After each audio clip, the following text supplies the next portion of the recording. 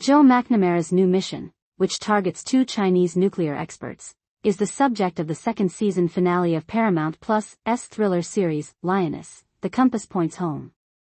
Despite suffering serious injuries, she leads her team to Iran in order to destroy targets that could strengthen the Middle Eastern nation's nuclear arsenal.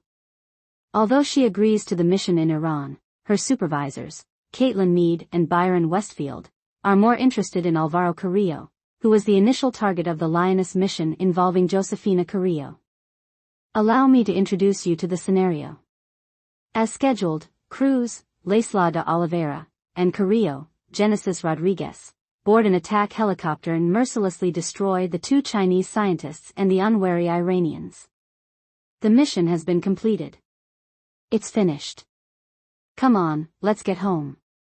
But as Joe's team only consists of 5 or 6 members, the Iranian compound swiftly overwhelms the battlefield with 100 bewildered infantrymen prepared to strike back. They shoot down Carrillo's helicopter. When she escapes the wreckage, she can hardly walk. Fortunately, backup shows up just as Carrillo screams in desperation. Following the assignment, Cruz and Josephina vow not to talk about their developing romance. Prior to the conclusion of the second season, they are unable to discuss their relationship's future since they return to the base with enough injuries, particularly the fighter pilot. Neither of them can influence their futures because they are lionesses. Given the successful completion of their task, Joe can choose to keep them or release them.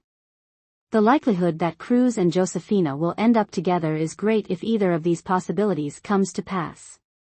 In order to strengthen their relationship, they can either work together or move away together. As a pair, Cruz and Josephina get along very well. They are better able to comprehend and appreciate one another's lifestyles than anyone else because they both work in the same industry.